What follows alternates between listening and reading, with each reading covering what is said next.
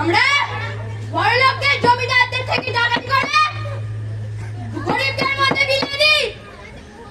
তাই মহামারী লেগেছে দেশে, গরিবরা দুঃখে আছে, তাই বড়লোকদের মধ্যে ডাকাতি করে গরিবদের মধ্যে বিলিয়ে দেবো। তোকে জাত না দিবে কার?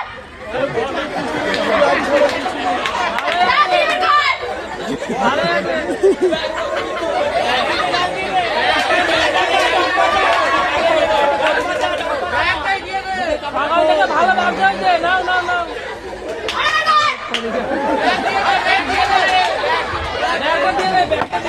ব্যাগটা দিয়ে